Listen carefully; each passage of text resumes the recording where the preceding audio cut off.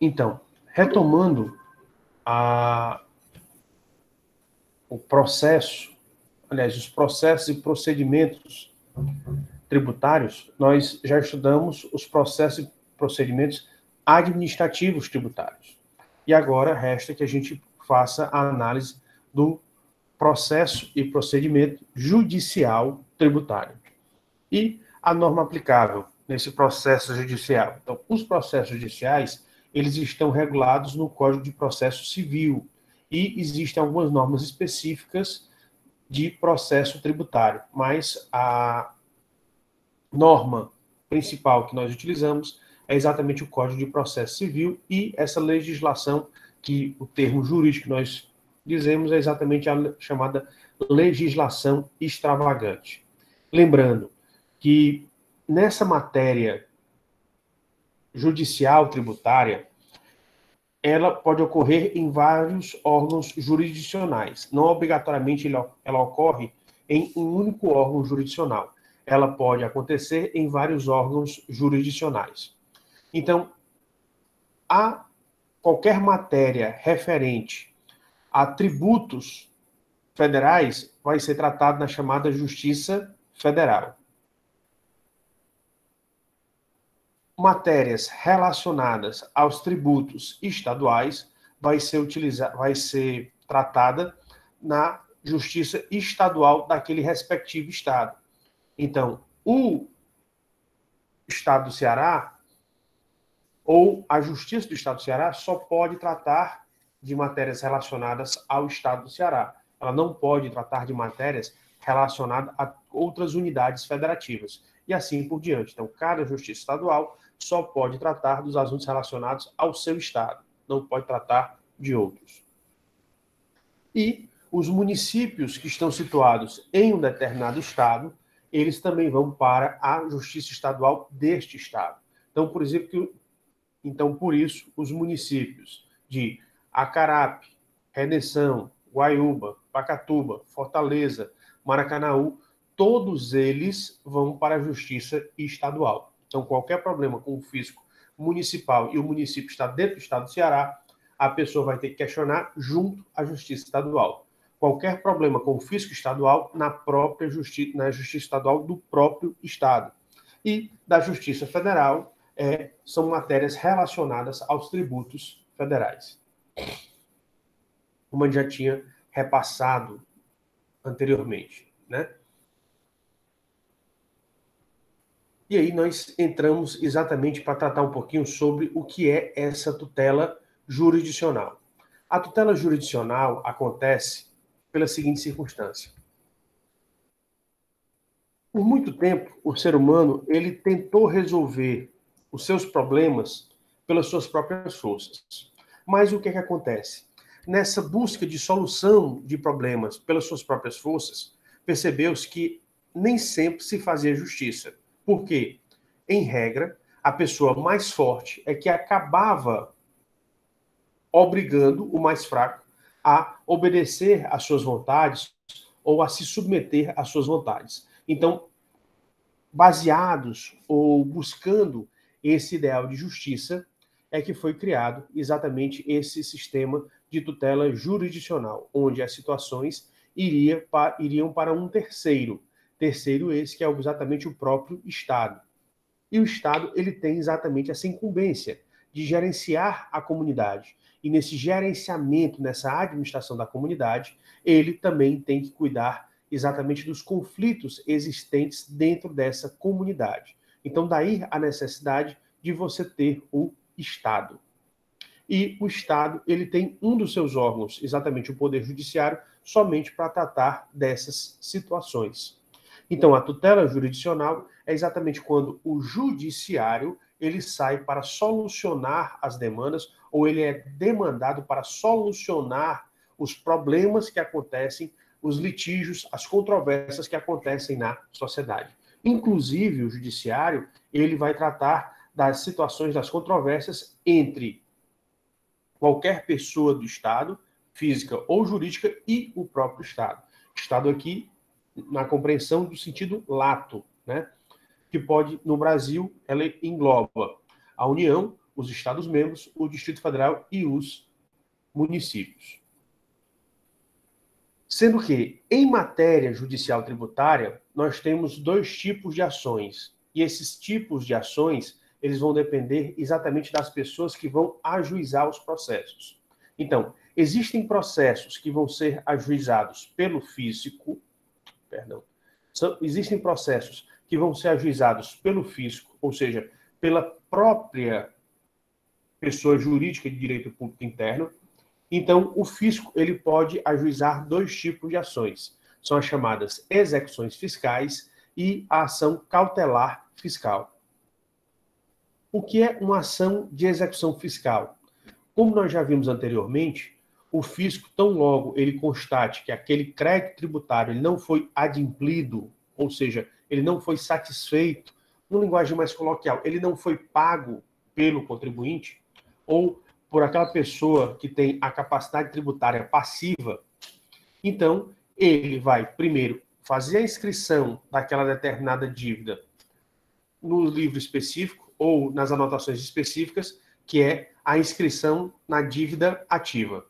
Aquela dívida ativa, ela, além de ser um recurso administrativo, por quê? Porque a partir do momento da inscrição não pode mais ser deferida nenhuma certidão negativa de débitos, ou seja, aquela determinada pessoa que tem a dívida, ela só vai ter certidões positivas de débito, ou seja, indicando que aquela pessoa ela tem débitos perante aquele determinado ente político.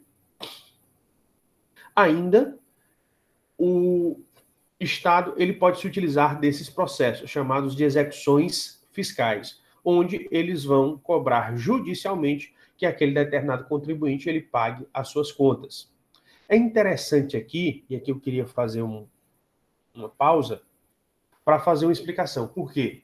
A execução fiscal ela é um processo tão diferenciado dos demais que a defesa de uma execução fiscal ela se faz através de um outro processo, que é chamado de embargos à execução. Então, a defesa do processo de execução fiscal, ela se faz através de um outro processo, que é chamado de embargos à execução, para você ver essa diferença. Enquanto que no processo comum, a defesa se dá através de uma mera petição, que geralmente essa petição é chamada de contestação, já na execução fiscal, a defesa se faz através de um outro processo chamado de embargos à execução.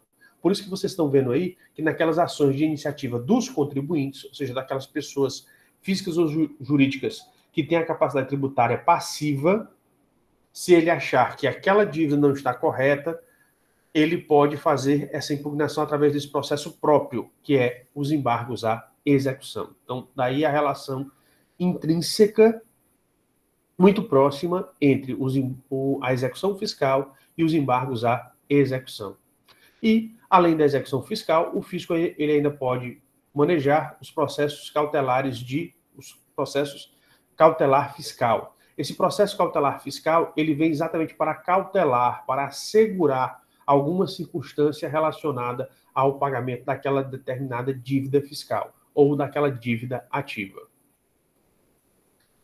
E você pode achar, professor, não é muito pouco processo que o fisco pode manejar judicialmente, mas você tem que entender que, dentro da área tributária, quem tem mais condições é o fisco, porque é ele que gera a obrigação tributária, é ele que cuida dos lançamentos, é ele que vai cuidar dos créditos tributários, é ele que faz a inscrição da dívida ativa. Então, quando você percebe a atividade da administração pública dentro da matéria fiscal, ou dentro da seara fiscal, você vai ver que ela age com predominância. Então, como ela age com várias prerrogativas, ela tem a predominância, então por isso que para ela, o mais interessante, ela tratar dos seus assuntos, tratar das questões fiscais no âmbito dela mesma, interna corporis, ou seja, dentro dela mesma, sem sair do poder executivo, ou sem sair da seara fiscal.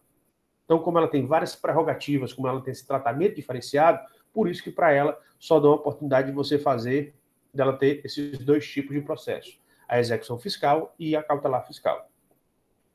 Já quando você vai analisar a situação do contribuinte, você verá que dentro da relação fiscal, as pessoas que mais sofrem são exatamente eles, os contribuintes, ou seja, são aquelas pessoas que estão com maior passividade, ou seja, que sofrem mais a ação do fisco. Se você fosse analisar essa relação jurídica, você veria que o fisco está acima e o contribuinte está abaixo, porque na maioria das situações é uma relação de subordinação e não uma relação de coordenação. Então, por isso que muitas vezes o contribuinte ele só tem o judiciário para impugnar determinadas atitudes, para tentar se valer dos seus próprios direitos. Então, por isso que as ações, os processos que podem ser ajuizados pelo contribuinte são maiores. E lembre-se que não é o contribuinte que resolve, ele vai utilizar um terceiro, que é exatamente o juiz, que é o representante do Estado, que seria um terceiro imparcial, onde ele vai avaliar aquela determinada situação. Então, o primeiro processo que a gente coloca aí são exatamente os embargos à execução, que a gente já tratou anteriormente. Na verdade, trata-se da defesa daquele processo específico que nós chamamos de execução fiscal. Dentro desses processos de execução fiscal também pode ser feito um outro tipo de defesa por questões mais formais, que é a chamada exceção de pré-executividade, que é outro tipo de defesa que também pode ocorrer dentro do processo de execução, e aí ela vai ter suas peculiaridades. Como aqui é mais para pessoas que não são da seara jurídica, não são operadores do direito, então por isso que a gente está passando aqui só, na verdade, os conceitos e as ideias sobre cada um, tá certo? O outro processo muito utilizado em matéria tributária é o mandado de segurança, ou seja, quando a pessoa ela acha que possui um direito líquido e certo e tem prova pré-constituída, ela vai manejar exatamente esse processo, que é exatamente o mandado de segurança. O mandado de segurança, antigamente, ele já foi mais utilizado pelo direito tributário. Por quê? Porque, antigamente, muita coisa se resolvia através do mandado de segurança. Com o decorrer do tempo, quando começaram a surgir esses outros tipos de processos, o mandado de segurança continua a existir, mas hoje em dia você já tem processos mais específicos da seara tributária, ou da seara, da área do próprio direito processual tributário. Então, por isso que ele hoje em dia ele tem uma aplicação menor. Antes, ele era aplicado na maioria dos casos. Hoje em dia, devido aos processos que se especializaram, ele continua a ser aplicado, só que ele diminuiu a sua utilização, porque hoje em dia surgiram esses novos processos, né? É claro. Outro processo que surgiu com o decorrer da vivência judicial foram exatamente as ações anulatórias de lançamento, onde o contribuinte ele pode impugnar determinadas atividades feitas no lançamento. E essas impugnações, se recaírem sobre vícios que são insanáveis, ele pode pedir a anulação do próprio lançamento. Ora, se a obrigação tributária para ser convertida em crédito tributário precisa do lançamento, se você anular o lançamento, quer dizer o quê? Que você anula o próprio crédito tributário. Então, por isso que essas ações, hoje em dia, elas têm a sua importância e precisa de uma grande atenção a ser travada. Por quê? Exatamente a anulação do lançamento, ou seja, um erro do lançamento, ele pode fazer com que determinada pessoa física ou jurídica ela deixe de pagar o próprio crédito tributário. Então, daí a sua importância. É exatamente no procedimento de conversão, se ocorrer um erro do procedimento, quer dizer que você não pode criar o crédito tributário, então logo o fisco ele não poderia cobrar. Se ele não pode cobrar, ele não pode receber. Então, ou ele não recebe e o juiz declara que aquela determinada pessoa não deve pagar, ou se já pagou, é feita a restituição com juros e correção monetária. Nós temos ações declaratórias, onde os contribuintes eles buscam reconhecimento de um determinado direito, por exemplo, uma imunidade ou uma isenção. Se ele buscou administrativamente, mostrou que preencheu todos os critérios, e mesmo assim o fisco ele ainda não autoriza, ele não reconhece aquela determinada circunstância, aquela determinada situação, ele pode pedir judicialmente para que o juiz ele reconheça o seu direito à isenção, à imunidade ou a um determinado plano diferenciado que foi feito, que foi instituído por alguma legislação tributária. Então, por isso, a pessoa pode ir ao judiciário e, se o fisco não o reconhece administrativamente, o judiciário pode fazer esse reconhecimento. Ele o faz através dessas ações declaratórias. Como também existe a chamada ação de repetição de indébito, ou seja, o que é repetir o indébito? Você vai repetir algo que você não deve? Não, a repetição de indébito é exatamente a famosa devolução. Você vai ter a devolução daquilo que foi pago indevidamente.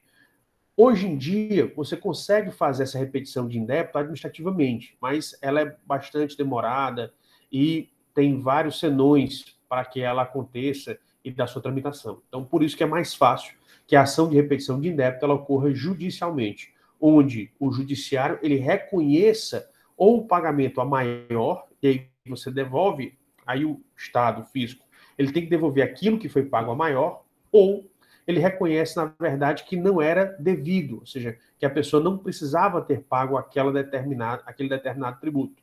Então, aí, no caso, a pessoa que se sentir prejudicada, física ou jurídica, ela vai manejar exatamente esse processo, que é a ação de repetição do indébito. E, além disso, o contribuinte ele ainda tem a chamada ação de consignação em pagamento. Quando é que o contribuinte ele vai utilizar essa chamada ação de consignação em pagamento?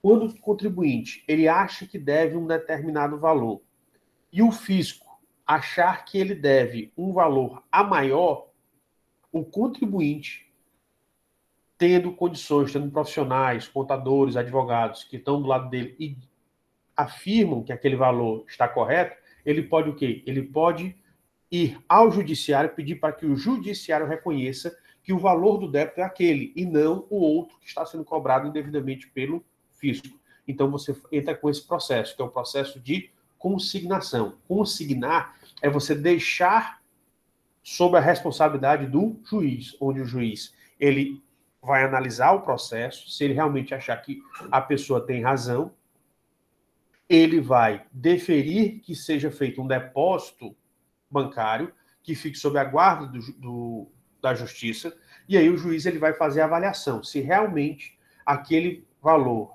ele procede ou não procede. Se aquele valor efetivamente proceder, ou seja, se ele concordar que aquele valor que foi apresentado pelo contribuinte está correto, ele declara a quitação da dívida.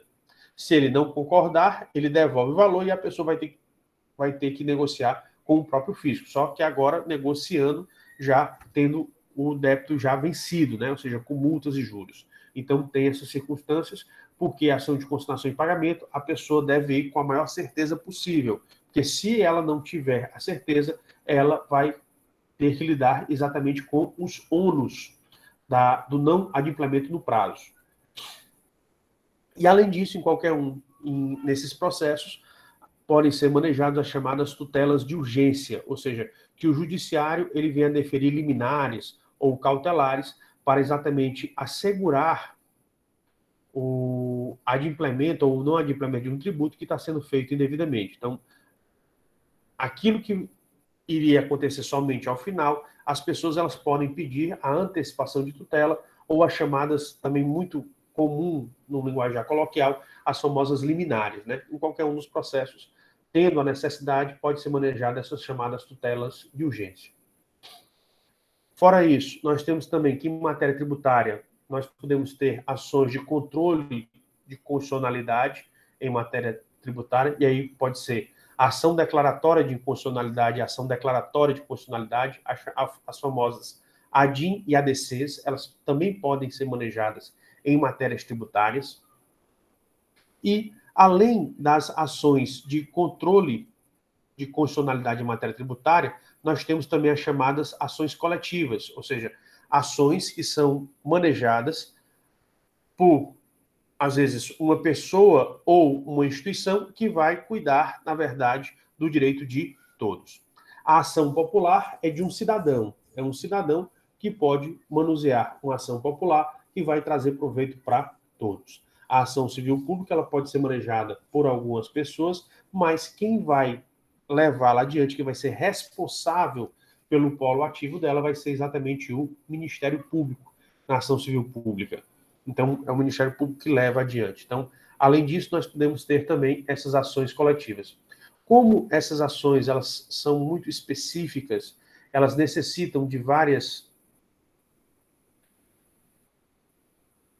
explicações a respeito de matéria processual, que vocês ainda não viram, por isso que a gente não vai se ater tanto a essa matéria.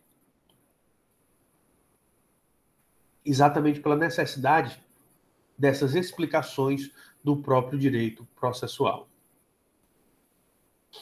Tá certo? Pessoal, a respeito daquilo que eu apresentei hoje, daquilo que foi passado hoje, alguma dúvida?